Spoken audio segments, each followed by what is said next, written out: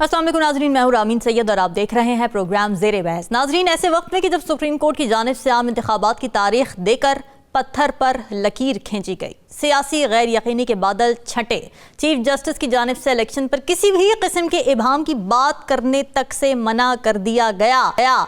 Election commission की तरफ से इलेक्शन शेड्यूल आ गया, नॉमिनेशन पेपर सबमिट हो गए, पार्टियों की जानिब से इलेक्शन कैंपेन की तैयारियां शुरू कर दी गई और ऐसे वक्त में सेनेट में 8 फरवरी के इलेक्शन शेड्यूल को मुलतवी करने की एक करारदाद पास हो जाती है।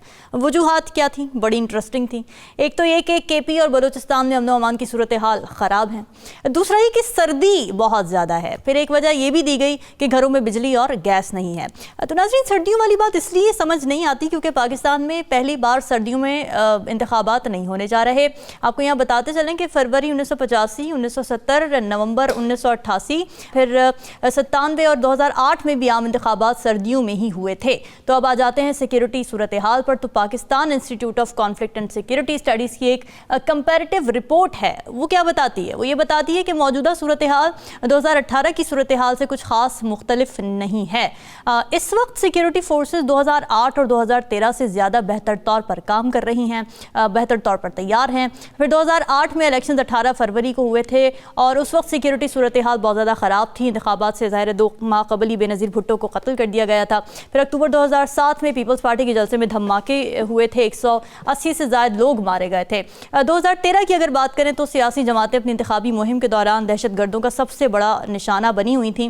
दहशतगर्दों ने 2013 इलेक्शन के अमल के दौरान 59 हमले किए थे और ये हमले उम्मीदवारों, इंतखाबी दफातर, रैलियों, अवामी इजलास और पोलिंग स्टेशंस पर किए गए थे, जिसमें से 119 लोग मारे गए थे। और ये रिपोर्ट ये कहती है कि अब हालात पहले से बेहतर हैं। तो फिर क्यों इन वजूहात को इलेक्शन में ताख़ीर के लिए इस्तेमाल किया जा रहा है और क्या ये इलेक्शन डिले करने की कोई साजिश है? इसी पर बात करेंगे। प्रोग्राम के पहले हिस्से में हमें ज्वाइन कर रहे हैं सीनियर तजियाकार नजम साकिब साहब और राव खालिद साहब स्नाबा स्टूडियो हमारे साथ मौजूद होंगे। नजम साकिब साहब, बड़ा सिंपल सा मेरा सवाल है कि सिक्योरिटी और सर्दी क्या ये वैलिड रीजंस हैं किसी भी मुल्क में होने वाले इंतखाबात को डिले करने के लिए? बिल्कुल ये वैलिड रीज़न नहीं है। उसकी वजह ये है कि आईन में या कानून में कोई 90 दिनों का जिक्र है कि 90 दिन के बाद जो है वो इलेक्शन होने चाहिए। कोई अगर असम्बली तहलील होती है या हुकूमत जाती है, उसमें कहीं ये जिक्र नहीं है कि मौसम बहार का होगा और उसमें इस किस्म के फूल खिले होंगे, पहाड़ों से चश्मे गिर रहे होंगे। वो एक लम्हा आएगा और फौरी तौर पे उसमें इलेक्शन होंगे। देखिए, ये जो आपने साजिश का लफ्ज़ इस्तेमाल किया है ना रामीन, ये मैं नहीं मानता कि ये साजिश है। मैं नहीं मानता कि ये कोई बड़ी कोई गंभीर किस्म की कोई सोच विचार के बाद ये चीज़ हुई है। मैं इसको कहूँगा ये बिजनेस एज यूजुअल है। अच्छा। क्योंकि अगर आप देखें, पाकिस्तान की तारीख देखें तो उसमें ऐसे ऐसे माशाअल्लाह अल्हम्दुलिल्लाह ऐसे ऐसे वाक़यात पेश आए हैं कि पॉलिटिकल साइंस यानी एक तरफ रही, किसी किस्म की अक्ल, दलील, लॉजिक वगैरह मंतक चलती ही नहीं है। तो आपको सिर्फ स्क्रीन पे नजर आता है कि भाई ये हो रहा है, अब आपकी मर्जी, आप उसको एक्सेप्ट करें या ना करें। ये जो हुआ है ताखीर, इसमें ये नहीं बताया गया कि कितनी देर की ताखीर। हाँ। और अगर आपका ये है कि किसी दिन बिजली आ जाएगी, सर्दियां भी नहीं होंगी, सिक्योरिटी के खदशात भी नहीं होंगे और गैस भी मुयस्सर आएगी मेरे पूरे पाकिस्तान में, तो मुझे तो ये अगले 450 साल तक इलेक्शन होते नजर नहीं आ रहे। क्योंकि अगर ये वजूहात हैं तो ये तो ना समझ में आने वाली बात है ना। कुछ सवालात जो हैं वो पैदा हुए हैं इस ताखीर के सेनेट के इस रेजोल्यूशन से। मैं आपके साथ, राव साहब के साथ और आपके लाखों देखने वालों के साथ शेयर करना चाहूंगा मुख्तसर। पहला सवाल यह है कि सिक्योरिटी के खदशात तो 2024 में भी रहेंगे, 25 में भी रहेंगे, क्योंकि इस जो सूरत हाल खित्ते की खास तौर पे है, ये तो मुझे बदलती हुई नजर नहीं आ रही। इलेक्शन कमीशन जो है ये कुछ सेनेट से ऊपर की चीज है कि अगर फर्ज करें सेनेट में एक आता है, रेजोल्यूशन पास होता है, तो इलेक्शन कमीशन कहता है जी नहीं इलेक्शन होंगे। फिर वो जो पत्थर की लकीर वाली बात है, वो जो एक फैसला सुप्रीम कोर्ट का आया है, उसका होगा क्या, किस तरीके से? और मुझे लग रहा है चूंकि इस वक्त नेशनल असेंबली नहीं है, सेनेट है, सेनेट का मतलब है पार्लियामेंट, पार्लियामेंट और सुप्रीम कोर्ट आमने सामने नजर आ रहे हैं। ये एक नया तसादुम शुरू होने की शुरुआत हो चुकी है। ये क्यों हो रहा है? उसके बाद चलिए सियासी पार्टियों की तरफ आए। वो बेचारे जो पाकिस्तान पीपल्स पार्टी के खास तौर पे जो जलसे जुलूसों पे खर्चे कर रहे हैं, तकरीरें कर रहे हैं, कुर्सियां लाओ, ये करो, खाने खिलाओ, तो आप उनका खर्चा दोबारा से करवाएंगे। उधर आ जाइए यानी नून की तरफ, वो बेचारे पीडीएम की खास तौर पे जो सारी है ना वो सियासी पार्टियां, वो एक बड़े मखमसे में हैं। उनको ये है कि अभी कुछ देर पहले तो उन्होंने यही दो वजूहात बना के तो पंजाब और केपी के जो प्रोविंशियल पंजाब के और यानी केपी के पे इलेक्शन को ताखीर कराए थे। उनके पास जवाब क्या रह जाएगा बात करने का। अच्छा, फिर देखिए कि निगरान हुकूमत की बात करते हैं। मुझे लगता है कि निगरान हुकूमत के साथ इस इलेक्शन में ताखीर होना सख्त ज्यादती है। पूछे क्यों? वो इसलिए कि वो आए थे, उन्होंने इलेक्शन कराने थे फ्री एंड फेयर, और अब अगर बात आ गई है कि बिजली गैस होगी, सर्दियां नहीं होंगी, बाहर का मौसम होगा और उसमें यह है कि खदशात भी नहीं होंगे सिक्योरिटी के, तो निगरान हुकूमत को ये ओवर टाइम क्यों करवा रहे हैं आप? निगरान हुकूमत जो है उसको जाने दीजिए, उनके काम जो उन्होंने करने हैं, उन्होंने इलेक्शन ही तो कराना था और वो कराया नहीं। इस वक्त की आखिरी बात जी, वो एक मुहावरा आपने सुना होगा कि ना नौमन तेल होगा और ना राधा नाचेगी। मुझे जो इस वक्त सूरत हाल नजर आ रही है ना, सुप्रीम कोर्ट को देख लें, पार्लियामेंट सेनेट को देख लें, निगरान हुकूमत को देख लें, मुख्तलिफ पीपल, ये जो आपकी पॉलिटिकल पार्टीज है इनको देख लें, और सबसे बढ़ के उस अवाम को देख लें जिसके पास बिजली गैस नहीं है और उसको बताया जा रहा है कि बिजली गैस आएगी। तो उसमें मैं ये देख रहा हूं कि इलेक्शन की राधा जो है उसके लिए 9 मन तेल पूरा होता हुआ नजर नहीं आ रहा। अब ये 8 फरवरी तक और हालात कहां जाएंगे? ये मशरक और मगरब की तरफ जाएंगे, शुमाल जुनूब की तरफ जाएंगे, या हवा में ही मुअल्लक रहेंगे? अल्लाह जानता है। मैं गारंटी से कहता हूं किसी को नहीं पता। ठीक है, राव खालिद साहब, जिस तरीके से ये करारदाद कल पेश हुई और मंजूर हुई उस पर क्या कहेंगे? कोरम पूरा नहीं था, फिर कोरम की निशानदही नहीं की गई। उसके बाद तंगी साहब जो हैं वो कहते हैं पहले कि जी मैंने तो ना किया था, अपोज किया था, लेकिन उनकी वीडियोस भी आ जाती हैं कुछ इस तरह की। फिर ऐसी खबरें भी सामने आई कि जो सेनेट के मेंबरान थे उनको पता ही नहीं था कुछ देर पहले तक कि इस तरह का कोई बिल या करारदाद आने वाली है। जिस तरह से ये पास हुई है, शेडी था? देखिए, साजिश तो मैं भी कहता हूँ नहीं है, लेकिन ये शरारत ज़रूर है, और ये शरारत किस वक्त साजिश में बदल जाएगी या साजिश बन जाएगी, इसके इम्कानात को भी रद्द नहीं किया जा सकता। नजम साकिब साहब ने कुछ खदशात का इजहार किया है, और ये इस्लामाबाद के पावर कॉरिडोर्स में ये बहुत गूंज अब बढ़ती जा रही है। अच्छा। अगरचे काजी ईसा साहब, फायज ईसा साहब ने पत्थर पे लकीर खींची है, लेकिन वो भारी पत्थर जो है वो इन सेनेटर्स ने उठाने की कोशिश की है एक शरारत के जरिए। और आप देखें उसकी टाइमिंग्स क्या हैं। टाइमिंग ये है कि चीफ जस्टिस साहब एक केस सुन रहे हैं 62-63 के अहली नाअहली और अहल होने के हवाले से। उसमें वो पार्लियामेंट की बालादस्ती को बहुत री एम्फसाइज कर रहे हैं बार बार। और वो कह रहे हैं कि जो पार्लियामेंट ने पहले प्रैक्टिस एंड प्रोसीजर वाले केस में भी उन्होंने किया बिल में, और इसमें भी पर्टिकुलरली उन्होंने कहा कि पार्लियामेंट जो है उसका इख्तियार है, उसके इख्तियार में हम ना दखल देना चाहते हैं, और वो जो चाहे करे वो अवाम की मुंतखब नुमाइंदा होती है। और अवाम के मुंतखब नुमाइंदा फेडरेशन की कह ले कि रिप्रेजेंटेटिव सेनेट जो है, जो सबसे बड़ा हाउस, अपर हाउस जिसको कहा जाता है, और सबसे मोतबर हाउस है, वो क्या हरकत करता है? वो उस दिन ये शरारत करता है कि जो सुप्रीम कोर्ट कहती है कि इलेक्शन होने चाहिए 8 फरवरी को, वो कहता है कि जी नहीं होने चाहिए। उसकी जो भी फ्रिवलस किस्म की वजूहत दी जाती हैं जो कि कोई काबिल कबूल की सूरत नहीं है। इलेक्शन से अहम चीज़ कोई नहीं है। पाकिस्तान की जो सूरत हाल है, मुआशी सूरत हाल है, सियासी सूरत हाल है, और अवाम की जो उमंगें हैं, जो अवाम जो चाहती है, उसमें ना सर्दी अहम है, ना बिजली का होना, गैस का होना, ना सिक्योरिटी, कोई चीज़ इंपॉर्टेंट नहीं है। अवाम की राय लेना सबसे अहम है, क्योंकि उसके बाद ही हम किसी सही रास्ते की तरफ, किसी सही रास्ते पे गामजन हो सकते हैं और आगे बढ़ सकते हैं। अगर हम इसी तरह लटकाते रहेंगे जैसे हमने पहले किया, और ये मुझे खदशा, ये शरारत को मैं साजिश इसलिए कह रहा हूँ बन सकती है कि ये वही बातें की जा रही है जब केपी और पंजाब के इलेक्शन की बात हुई थी और सुप्रीम कोर्ट ने 14 मई की तारीख दे दी थी उसके ऊपर, और उसको किस तरह से सेबोटाज किया गया, किस तरह से उसको लटकाया गया, किस तरह से उसको ये आज तक नहीं हो पाए वो इलेक्शन।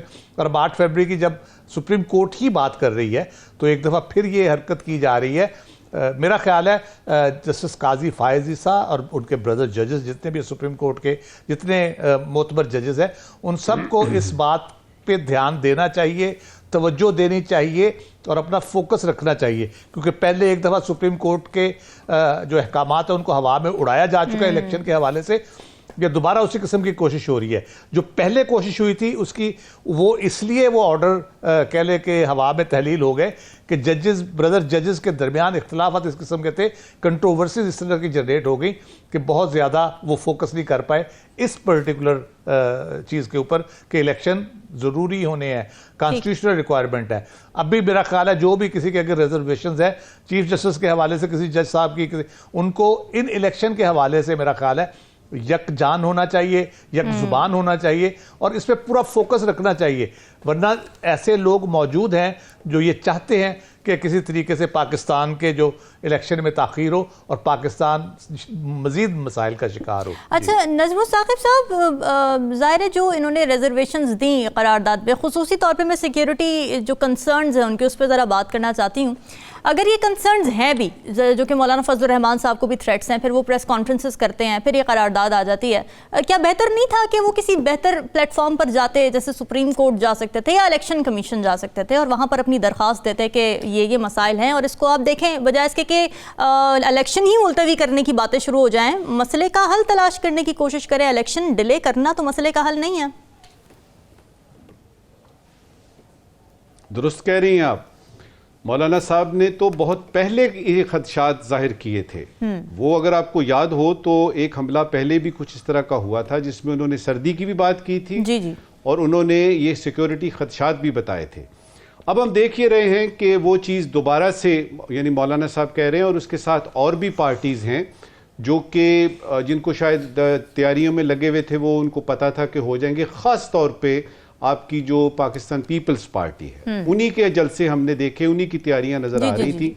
अब ये कि इस ताखीर से जिसका पता नहीं है, मैं हैरान हूं कि जो सेनेटर साहिबान, जो मुअज़्ज़ज़ सेनेटर साहिबान जो 14 के करीब, और उनमें से भी को 10-12 थे जिन्होंने कि ये ताखीर की बात की और उसके बाद ये रेजोल्यूशन पास हुआ, उनको कई चीज़ों का ख्याल नहीं आया। उनमें से एक ख्याल सबसे ज़रूरी ये था कि ये ताखीर की अगर हम बात कर रहे हैं तो ताखीर कितनी देर की। ये इसमें कोई टाइम पीरियड होता है। आप लोग यूं समझ रहे हैं जिस तरह आप गली मोहल्ले में बैठे हैं और किसी दो आदमियों में, दो फ्रीकैन में कोई लड़ाई हुई है, आपने उसको ठीक कराना है, नहीं यार आज नहीं हो सकता, कल करांगे, नहीं यार परसों करांगे, और यार सब्र करना, जरा वीकेंड गुजर जाए। इस तरह थोड़ी होता है। आप पाकिस्तान, आप एक मुल्क के बारे में बात कर रहे हैं और उस मुल्क की सियासी, मुआशरती और मुआशी इन सारी सूरत हाल में जो सबसे अहम चीज है, यानी कि जनरल इलेक्शन, आप उसकी बात कर रहे हैं और आप कह रहे हैं जी ताखीर होनी चाहिए। भाई कितनी होनी चाहिए? लगता यह है कि जो ऑर्डर्स मिले या जो साजिश बनने की बात है या जो ये सारा हिसाब किताब ग्रीन सिग्नल मिला, उसमें जुजियात में कोई नहीं गया।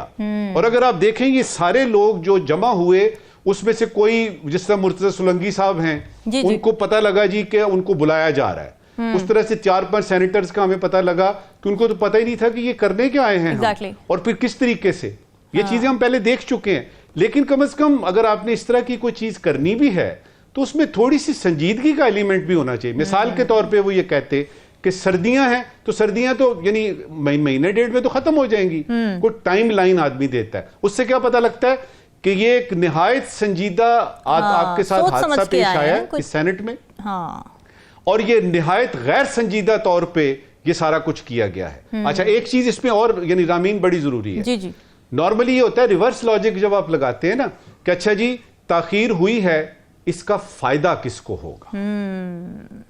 इस सवाल पे जब आप गौर करेंगी तो आपको कुछ किरदार नजर आएंगे, ऐसे बड़े वाजे तौर पे नजर आएंगे जिनको ये सूट करेगा कि इलेक्शन में ताखीर हो, यानी गैर मुअय्यना मुद्दत तक इलेक्शन जो है वो ताखीर का शिकार हो।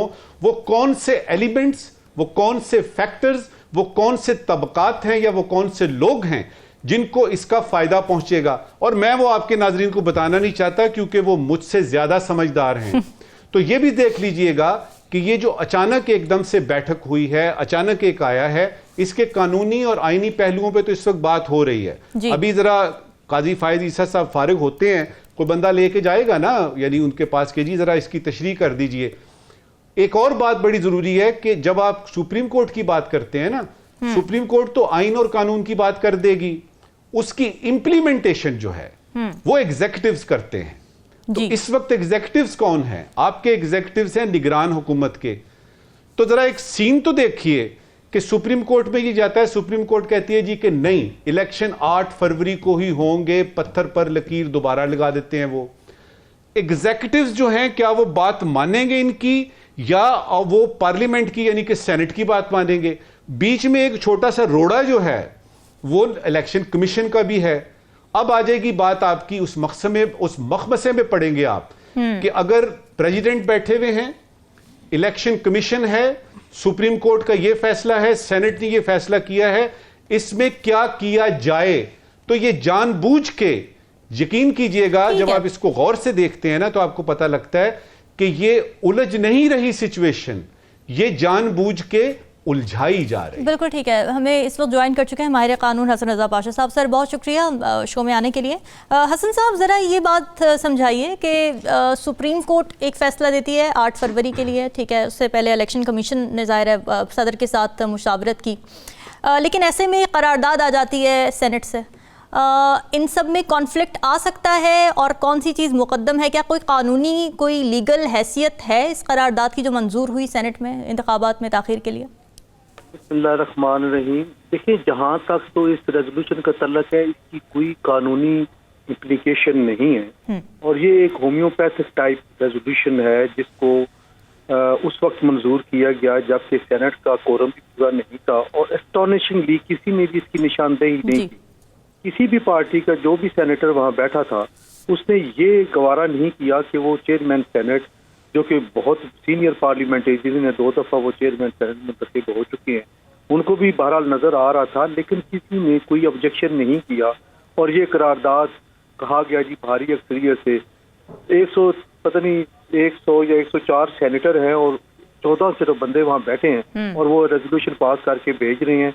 ये बहरहाल एक चीज जिसको मैं समझूंगा कि जो इस वक्त तक कौम के अंदर एक गोमगो की कैफियत थी, हर बंदा ये बात कर रहा था कि पता नहीं इन हालात में इलेक्शन होते हैं या नहीं होते, उसको तकवीयत मिली है और आज में गोइयां कुछ ज्यादा बढ़ गई हैं और लोग पूछ रहे हैं एक दूसरे से कि आपको क्या नजर आ रहा है।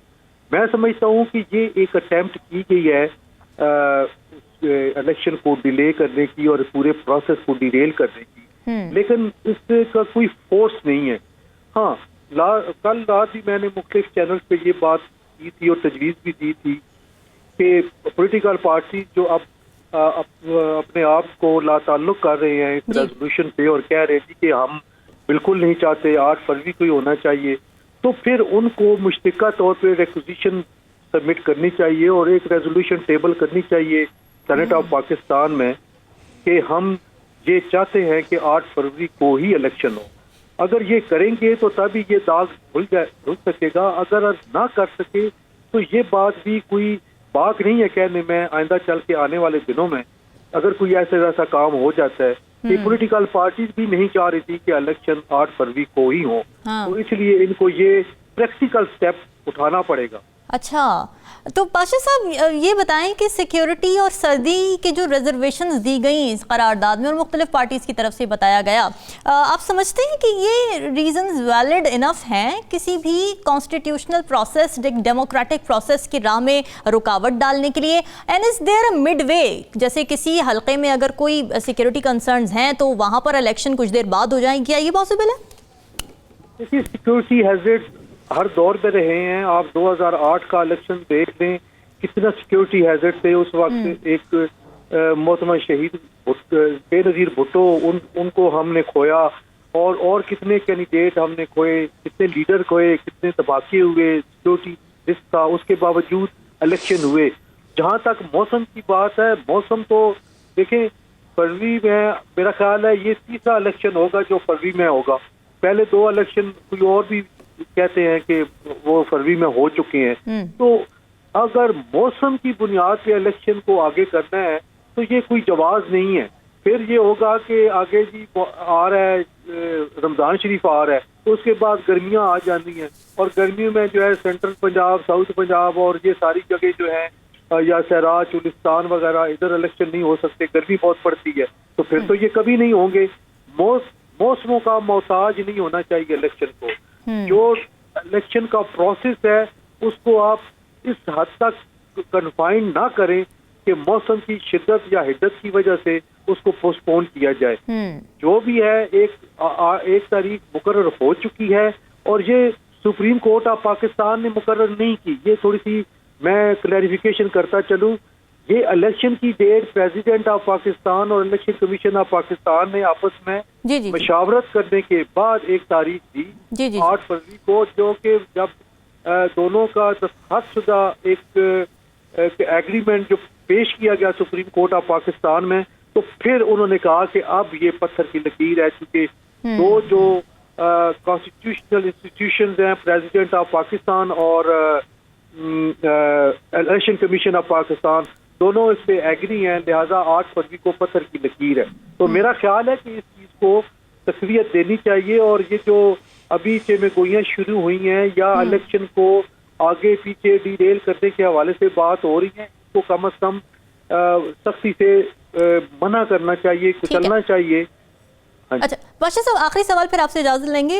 अगर ये सिक्योरिटी कंसर्न्स हैं भी कुछ इलाकों में, तो सही प्लेटफॉर्म क्या है लेकर जाने के लिए जमातों के लिए? करारदाद लाने से तो जाहिर है कोई इसकी लीगैलिटी कोई है नहीं। इलेक्शन कमीशन जाना चाहिए, सुप्रीम कोर्ट जाना चाहिए? जी बिल्कुल, इलेक्शन कमीशन पाकिस्तान इस वक्त सबसे अहम जो है इकाई है जिसके पास ये इख्तियार है, क्योंकि इलेक्शन उसी ने कराना है, तमाम प्रोसेस वो कर रहे हैं। तो वो अगर मूव करे, कोई एक किसी शख्सियत के कहने पे या किसी एक पार्टी के कहने पे इलेक्शन प्रोसेस डिरेल नहीं हो सकता और ना ही सुप्रीम कोर्ट इस तरह करेगी। मैं एक बात आपको बता दूं कि मौजूदा चीफ जस्टिस साहब किसी भी तरीके से इलेक्शन प्रोसेस को डिरेल नहीं होने देंगे और अगर कोई ऐसी पिटीशन आई भी तो उसका मुकद्दर डिसमिसल होगा, वो इसको एंटरटेन नहीं करेंगे और कहेंगे कि आप स्टेक होल्डर नहीं है। Stakeholder election commission of Pakistan है या इस मुल्क के 23 करोड़ आवाम है जिन्होंने इस प्रोसेस में जाना है। ठीक है, बहुत शुक्रिया। माहिर कानून हसन रजा पाशा साहब हमारे साथ मौजूद थे। राव खालिद साहब, ये बड़ा अहम नुक्ता दिया है पाशा साहब ने कि एक रिबटल के तौर पर एक करारदाद लेकर आनी पड़ेगी मुख्तलिफ पार्टियों को सेनेट के अंदर, नहीं तो फिर वो भी उसके अंदर उनको भी इंक्लूड किया जा सकता है। ये ठीक है बात? देखिए, पीपल्स पार्टी और पीटीआई ने तो बड़े वजाहत से उसको कर दिया है और अपने जो अरकान थे उनको नोटिस भी कर दिया कि आप वहाँ मौजूद थे, आपको कोरम पॉइंट आउट करना चाहिए था या आपको खामोश रहे वहाँ उस मौके पे, तो वो तो उस तरह से हो गया। एक दरखास्त सुप्रीम कोर्ट में भी दायर हो गई है कंटेम्प्ट की सेनेट के खिलाफ, जो मेरा ख्याल है शायद नहीं चल पाएगी क्योंकि काजी फायज ईसा साहब और बाकी ज़ाहिर ट्राइकॉटमी ऑफ पावर हमारी जो है वो इसको रोकती है कि आप एक दूसरे के मामलात में मुज़ाकरत नहीं कर सकते। मुकन्ना एग्जेक्टिव और अदलिया की आपस में डोमेन्स है अपनी अपनी, लेकिन समहाउ वो हुई है। ये करारदाद से मसला हल नहीं होगा। ये इस शरारत की, मैं ये कह रहा हूँ, ये शरारत को साजिश बनने से पहले इसकी बेखुनी करनी होगी और वो सुप्रीम कोर्ट ही सबसे मुनासिब फोरम होगा। ये अगरचे इस दरखास्त पे तौहीन अदालत का तो कार्रवाई ना हो, लेकिन अदालत ये ज़रूर कम अज़ कम कर सकती है कि ये री एम्फसाइज कर सकती है अपने उसी फैसले को। अच्छा। एक बड़े बड़े बेंच को बिठा के या उस पुराने बेंच ही बेशक कर दे या एक जनरल स्टेटमेंट के तौर पे को दे दे, इसके ऊपर डिबेट अगर होती है तो वो कर सकती है। लेकिन इलेक्शन कमीशन का बुनियादी तौर पे मामला है। मसला ये है कि आइन आपका कहता है 90 दिन के अंदर इलेक्शन होने हैं जब असेंबली डिसॉल्व हो गई जी। अब 90 दिन के अंदर उसके अलावा रिप्रेजेंटेटिव गवर्नमेंट नहीं है पाकिस्तान के अंदर। वो 90 दिन को गुजरे बहुत अरसा हो चुका। केपी पंजाब में तो साल से ऊपर हो गया और इधर तकरीबन 90 दिन से बहुत ज़्यादा ऊपर हो चुका है। तो आइन ये कहता है कि हमारे जो सिस्टम है गवर्नमेंट का वो अवामी नुमाइंदों के जरिए होगा और अवाम उस जिनको मुंतखब करके भेजेगी वो इस सिस्टम को चलाएंगे। वो अगर गवर्नमेंट मौजूद नहीं है, सिर्फ 90 दिन का गैप मिल सकता है उसमें, वो भी केयर टेकर की सूरत में। तो इसका मतलब है आपका कॉन्स्टिट्यूशन इस वक्त to the extent of governance जो है ना वो हेल्ड इन अबेंस है, वो गवर्नमेंट नहीं मौजूद जो आइन आपको प्रोवाइड करता है। तो ये आइनी वायलेशन भी एक तरह से हो रही है इसकी, और इस पे काफी कानूनी माहिरीन कह चुके हैं कि illegal governments and constitutional governments हैं जो केयर टेकर्स को कंटिन्यू कर रही हैं। नजमा सागर साहब शॉर्ट कमेंट कर दीजिए, फिर ब्रेक पे जाना।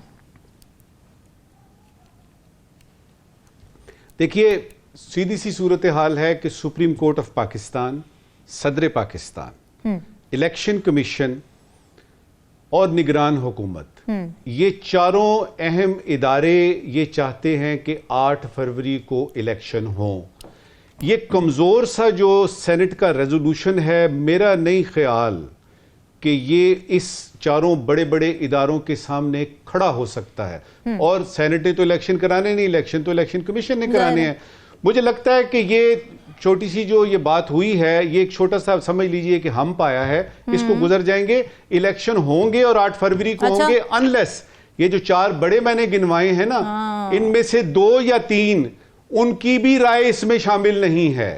अगर उनकी राय शामिल नहीं है, वो मुसम्मम है, उनका इरादा पक्का है, पत्थर पे लकीर है, तो मेरा नहीं ख्याल कि ये कमजोर सा रेजोल्यूशन जो है ये किसी किस्म की भी रुकावट डाल सकता है।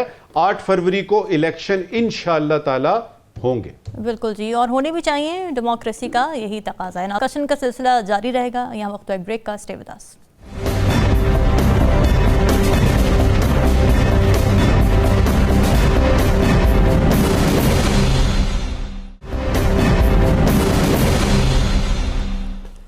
वेलकम बैक नाज़रीन। सिक्योरिटी सूरत हाल के पेश नज़र इंतखाबात मुलतवी नहीं होने चाहिए, ये उसूली मौक़िफ़ अपनी जगह, मगर जो एग्जिस्टिंग दहशतगर्दी की लहर पाकिस्तान में नज़र आती है उसका भी जायज़ा लेने की ज़रूरत है। पाक इंस्टीट्यूट ऑफ पीस स्टडीज़ की ताज़ा रिपोर्ट ये बताती है कि साल 2022 के मुकाबले में 2023 में दहशतगर्दी के वाक़यात में 17% इजाफा देखा गया।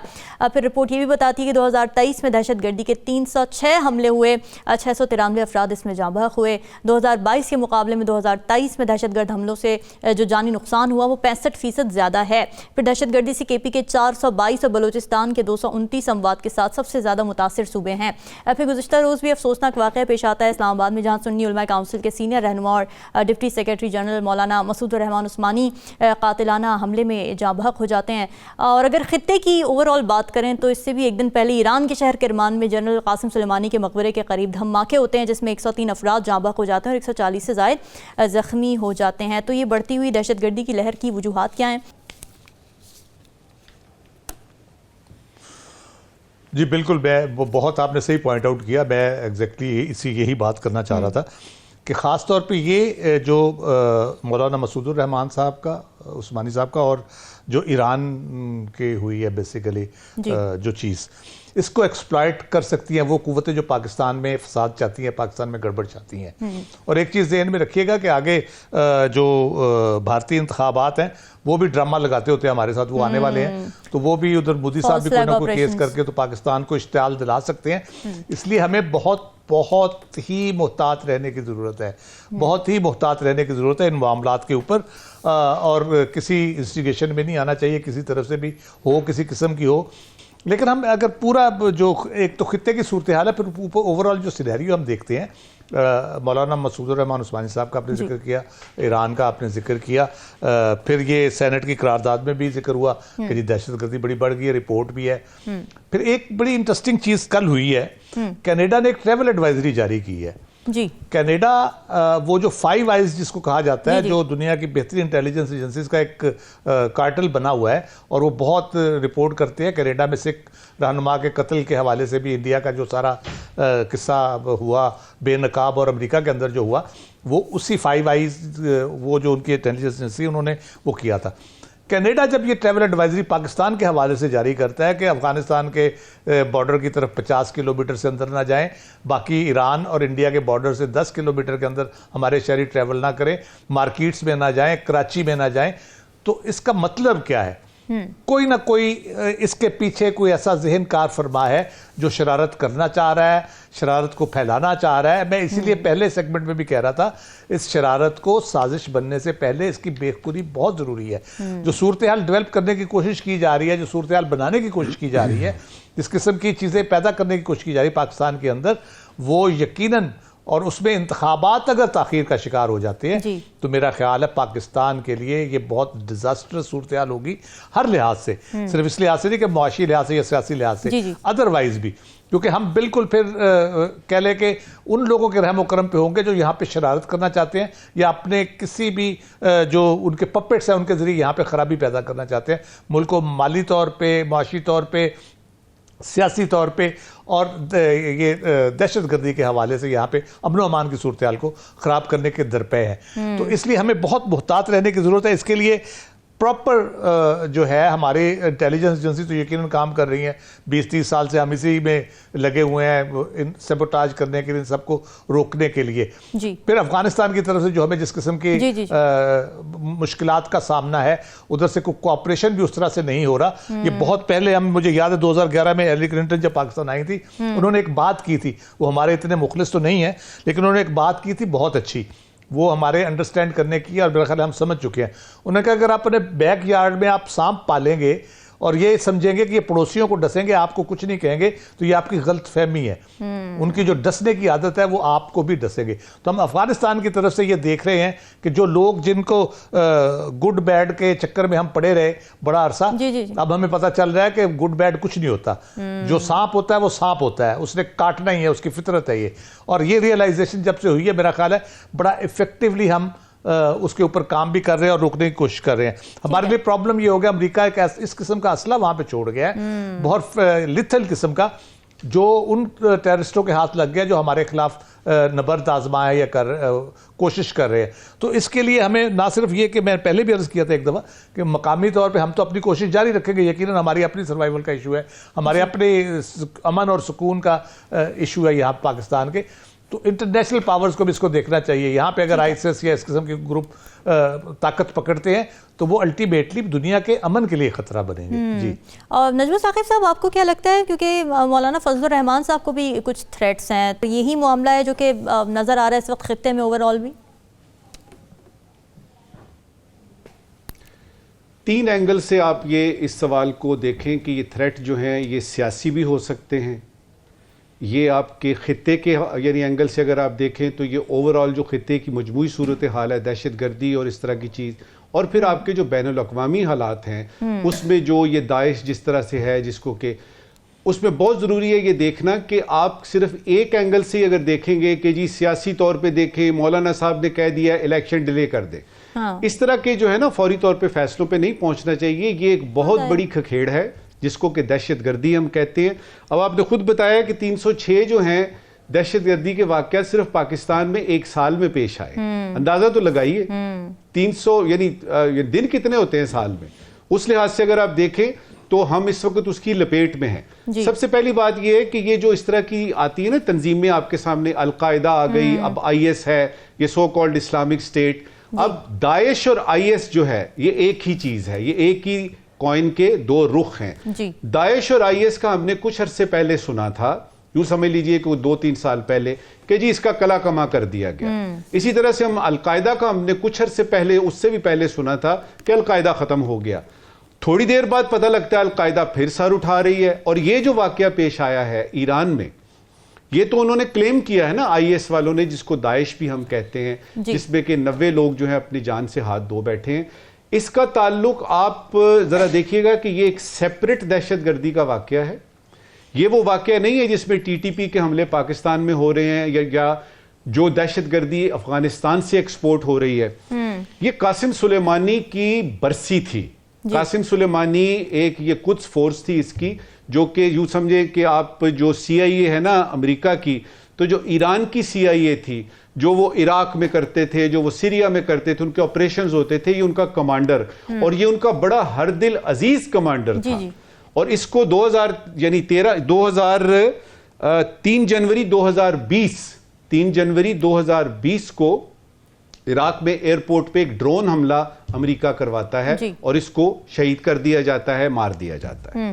अब उसकी ये बरसी थी तीसरी, तो ये वो जगह थी जहां पे के उसकी बरसी हो रही थी, और दाइश ने ये किया, IS ने ये किया, और 90 लोग जो हैं वो, और उसके बाद ईरान का भी हमारे पास आया, उन्होंने कहा जी हम इसका जवाब देंगे। और जब सुलेमान का हुआ था ना वाकया, उस वक्त भी बहुत कुछ दुनिया को बर्दाश्त करना पड़ा था। तो इसको ओवरऑल खित्ते की जो जो जो जो यानी दहशतगर्दी के मामलात हैं या बैनुल अक़वामी, उससे थोड़ा सा अलहदा होकर देखें।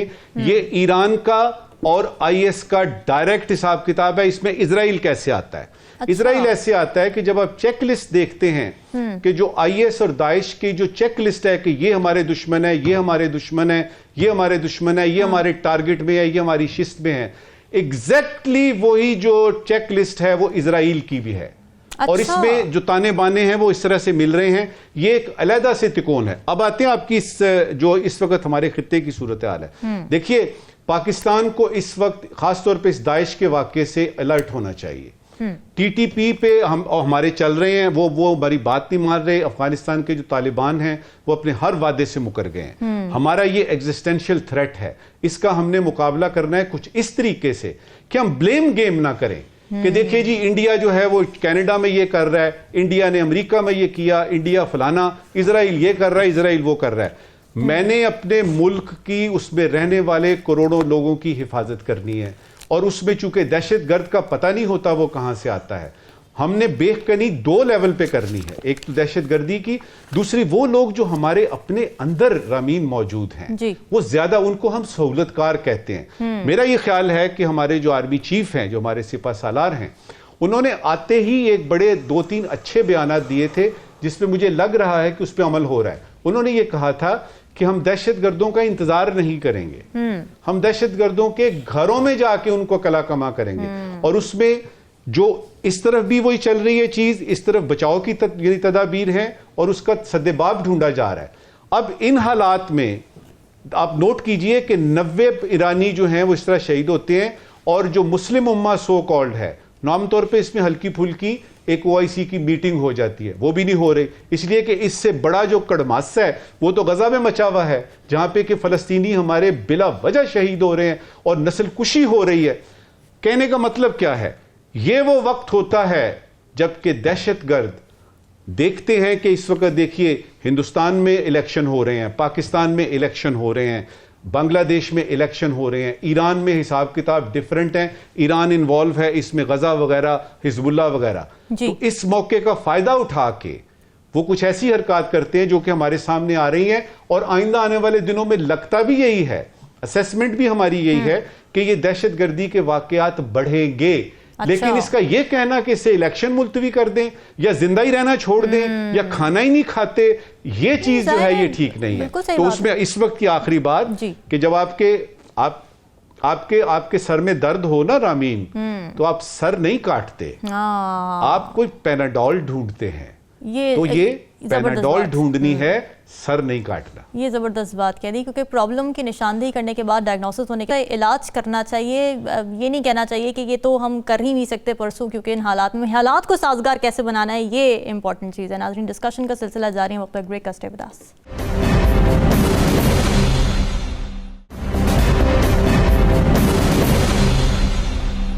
वेलकम बैक नाज़रीन। क्रिकेट के मैदान से भी पाकिस्तान के लिए बुरी खबरें आ रही हैं। ऑस्ट्रेलिया ने तीसरे टेस्ट मैच में भी पाकिस्तान को 8 विकेटों से शिकस्त देकर 3 मैचेस की सीरीज़ में कौमी टीम को वाइट वॉश कर दिया है।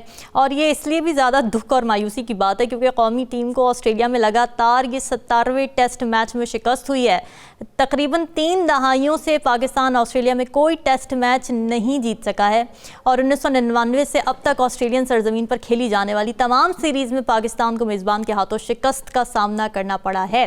3 मैचेस की सीरीज़ में टीम के ओपनर्स ने मुतासिर कुन कारकर्दगी नहीं दिखाई। मद्दाह मायूस हो गए ये देख के, जबकि मैचेस के दौरान ख़राब फील्डिंग और ड्रॉप कैचेस ने भी खिलाड़ियों की कारकर्दगी पर अहम सवालात उठा दिए हैं। नजमुल साकिब साहब, ये ऑस्ट्रेलिया जाकर हो क्या जाता है टीम को?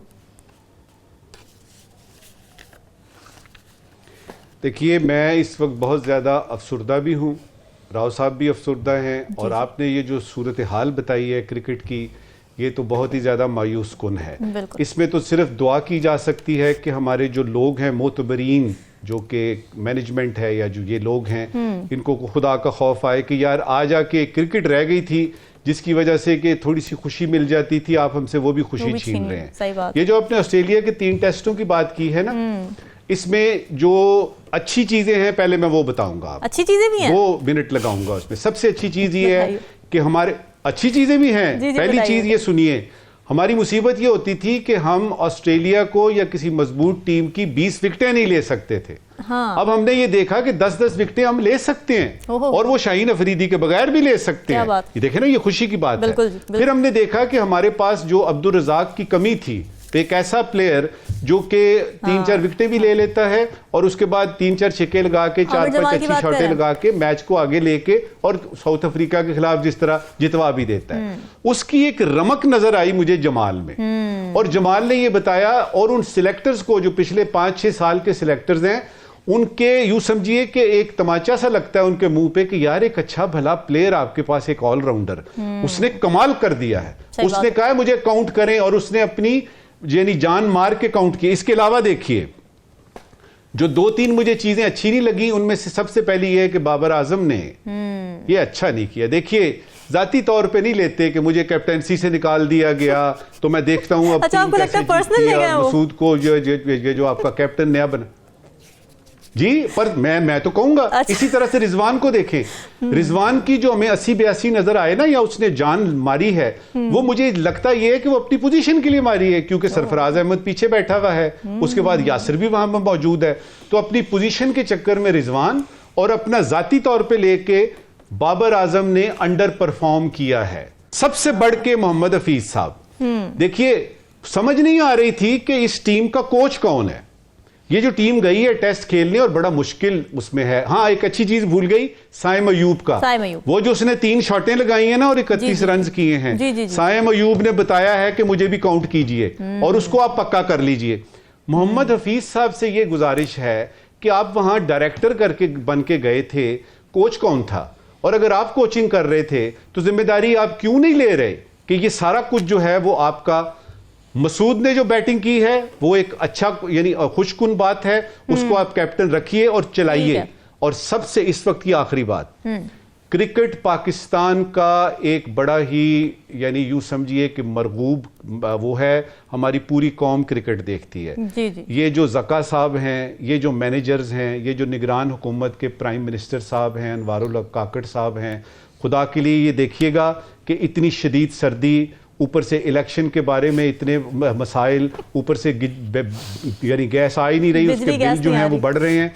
इस सूरत हाल में कम से कम मैनेजमेंट को ये कह दीजिए कि खुदा का खौफ करे, कोई एक कदम मैच सानू जीत के भी विखाओ यार। बिल्कुल जी, ये दरख्वास्त करते रहो। खालिद साहब, क्या हुआ टीम को? बैटिंग फेलियर एब्सोल्यूट नजर आया, बाबर आजम एक सेंचुरी तक ना कर सके, फिर कैचिंग फेलियर नजर आया, वार्नर के 3 कैचेस छोड़ दिए स्लिप में, और उसके बाद वो देखा ही कि क्या हुआ, उनका पेस अटैक नजर नहीं आया जो कि पाकिस्तान की एक ज़माने में क्वालिटी होती थी। फिर शाहीन शाह अफरीदी को बाहर बिठा दिया गया। क्या T20 पर ही फोकस करवाना है? लंबी फॉर्मेट वो खेल नहीं सकते, क्या हुआ? अच्छा, लग ये रहा है, जो मेरी ज़ाती राय है कि ऑस्ट्रेलिया जैसे टूर के लिए जो हमें तैयारी करनी चाहिए वो हमने बिल्कुल नहीं की, और ऊपर पे सोने पे सुहागा 11th आवर पे हमने टीम की कंपोजिशन चेंज कर दी। खालिद साहब, ये हर टूर्नामेंट और हर वर्ल्ड कप से के बाद हम यही क्यों कह रहे होते हैं कि तैयारी नहीं की, तैयारी नहीं की? ये हर दफा यही मसला है इनका, तैयारी नहीं की। जी बिल्कुल, उसकी तैयारी देखिए, जो वर्ल्ड कप हमने खेला है उसके लिए तो हमें बड़ा टाइम था, तो हमने वनडे मैचेस भी खेले, सारा कुछ किया। ऑस्ट्रेलिया, अब कोई भी मुल्क में आप जाते हैं, जैसे इंग्लैंड और ऑस्ट्रेलिया खास तौर पे, और वेस्ट इंडीज, यहाँ पे जाने से पहले आपको, अब वेस्ट इंडीज तो उस तरह से टीम नहीं रही, लेकिन एक ज़माने में वहाँ पे भी जो बॉलर थे और जिस तरह की विकेटें थी, उसके लिए आपको स्पेशल प्रिपरेशन की जरूरत होती थी। इंग्लैंड में स्विंग होता है, बॉल ऑफ द सीम भी होता है, इन द एयर भी होता है। ऑस्ट्रेलिया में क्या है, ऑस्ट्रेलिया में बाउंस है, और उसमें आप ट्रेडिशनल जो हम बड़े सगीर में जिस किस्म क्रिकेट खेलते हैं, झुक के नीचे थोड़ा सा नीचे रह के खेलते हैं, वो आप नहीं खेल सकते। इसके लिए उसके लिए तैयारी की पूरी जरूरत है। आपका पोस्चर जो है वो आपको घुटनों में बल दे के नहीं खड़े हो सकते, आप ना बॉल को उस तरह से नीचे रह के खेल सकते हैं। उसके बाद हम स्पिनर को बहुत अच्छा खेलते हैं, वहां जाके हम स्पिनर को भी खेलना भूल गए। सऊद शकील जैसे हमारे हैं, वो बड़ा बाबर आजम के साथ साथ वो भी बहुत बड़ा फ्लॉप हुआ हमारे लिए। इमामुल हक किसी तरह से हुआ है। तो बुनियादी तौर पे हमें एक तो वो तैयारी करनी चाहिए थी। दूसरा, मुझे सबसे ज्यादा दुख इस बात का है कि ठीक है हम इतना अरसे से नहीं जीते, लेकिन तीनों टेस्ट में हम एक आध दफा अच्छी पोजीशन में, आखिरी 2 टेस्ट में तो हम ऐसी पोजीशन में आए कि हम जीत सकते थे। वहां से हमने हाथ से निकाल दिया, और सिर्फ अपने बुरी बैटिंग परफॉर्मेंस की वजह से, उसमें किसी ने डेलिबरेटली किया या नहीं किया, लेकिन वो कसूरवार हैं वो लोग। एक बेहतरीन मौका था आखिरी टेस्ट में, तो ऐसी सिचुएशन पैदा हो गई थी कि हम बहुत आसानी से, कहा जा रहा था कि 170-80 रन आप कर ले, आप पकड़ सकते हैं अगली टीम को, लेकिन हमने कोशिश की कि हम इतने रन ही करें कि जो ऑस्ट्रेलिया 1 विकेट पे वो बना ले, ज्यादा उसको कोशिश मेहनत ना करनी पड़े। बाकी ये कि गेम में चलता रहता है। इंडिया साउथ अफ्रीका का आप देखें मैच 1.5 दिन में खत्म हो गया। जी, तो 55 रन पे इंडिया आउट हुई, फिर साउथ अफ्रीका आउट हुई 57 पे, 1.5, तो ये हो जाता है। लेकिन ये कि मैच जब हाथ में आ गया इंडिया के, उसने छोड़ा नहीं। इस तरह पहला टेस्ट जैसे साउथ अफ्रीका के हाथ है, उन्होंने फिर छोड़ा नहीं इंडिया को, उन्होंने पकड़ लिया। हमारा मसला ये है कि हम एकदम से खेलते खेलते अचानक हमें ख्याल आता है कि चलो 3 टेस्ट खत्म हो रहे हैं, जल्दी घर जाना है, तो 5वें दिन में क्यों जाए 4। अच्छा राव खालिद साहब, ये इंजरी के भी बड़े मसाइल देखे गए ना, एहसानुल्लाह, नसीम शाह, फिर हसनैन, इंजरी के मसाइल आ गए। फिर हारिस रऊफ जो है वो बिग बैश में थे, तो उन्होंने माजरत कर ली खेलने से, रिहैब भी काम नहीं कर रहा है ठीक से। जी बिल्कुल, ये हाँ, आप जब कर रहे होते हैं ये सारा इतनी, और बहुत ज्यादा हेक्टिक होगी अब तो ये स्पोर्ट, उसमें अच्छा टीमों ने क्या किया, उसका तरीकाकार, उन्होंने हर फॉर्मेट के लिए अलग-अलग अपने प्लेयर्स उस तरह से बनाने शुरू कर दिए। वनडे और टेस्ट के लिए बेशक वो एक टीम रखे, T20 में मोस्टली वो लोग नहीं खेल रहे होते जो आपके वनडे या टेस्ट में खेल रहे होते हैं, क्योंकि बहुत हेक्टिक हो गया। फिर आपकी लीग्स आ गई हैं, आप लीग्स पूरा साल ही तकरीबन खेल रहे होते हैं। पहले तो ये होता था 3-4 महीने खेलते थे, फिर उसके बाद 4 महीने रेस्ट करते थे, फिर 4 महीने ऑस्ट्रेलिया का मौसम ठीक होता था, वहां जाके हम खेलते थे। एक चीज मैं हफीज के बारे में जरूर कहूंगा, नजम साकिब साहब ने भी जिक्र किया। हफीज का एक मसला है, मैं न्यूजीलैंड में 2011 का टूर मैंने कवर किया था, वनडे सीरीज थी, उसमें ये प्लेयर के तौर पे खेल रहे थे। अच्छा। इनको प्रोफेसर कहा जाता है। जी। इनको लेक्चर देने की बड़ी आदत है।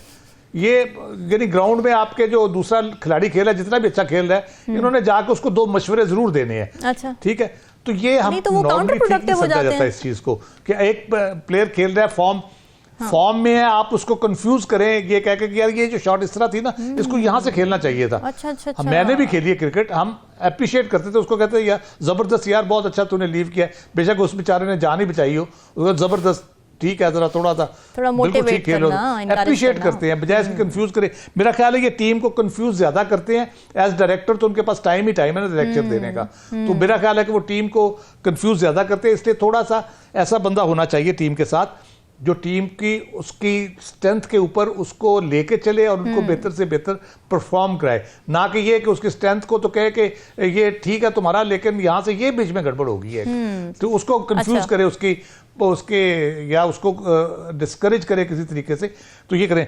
इंजरीज के हवाले से मैं ये अच्छा एक और चीज़ देखिए, बेसबॉल क्रिकेट इंट्रोड्यूस कराई है बकलम ने, इंग्लैंड के वो जो कोच बने हैं जी, तो थोड़ा सा हमें भी कोशिश करनी चाहिए। साइम अयूब की शॉट से आपको नहीं लगता कि बाकी भी ये मार सकते थे शॉट्स? ऊपर से सारी फील्ड अंदर खड़ी है, तो आप 2-4 शॉट ऊपर से खेल के देख लो यार, उन्होंने भी मारी है। मार्श ने किस तरह फेंटा लगाया ऊपर से मार के उसने हशर कर दिया हमारा। तो इस तरह से ये भी खेल सकते थे, रना बॉल भी जा सकते थे उसके ऊपर, किसी ने कोशिश नहीं की, प्रैक्टिस ही नहीं की। ये T20 की शॉट भी आप खेल ले, वनडे की भी खेल ले, टेस्ट की भी जरूर खेल ले यकीनन। लेकिन टेक्निक के हवाले से मेरा ख्याल है वहां की जो मैं शुरू में बात की, वहां की जो ऑस्ट्रेलिया में जो टेक्निक होनी चाहिए थी, मुझे लगा कि वो हम मिस कर रहे थे। हम उस तरह से उन उठती हुई बॉलों को हम प्रॉपर्ली उसको हैंडल नहीं कर सके। ठीक है, नजमुल साकिब साहब, आपको भी लगता है कि ये हार्श डायरेक्टर साहब मिल गए हमें, और साथ ही नाजरीन के लिए आप क्या आज फिर सवालात लेकर आए हैं वो भी बता दीजिए, फिर अख्ताम करते हैं शो का।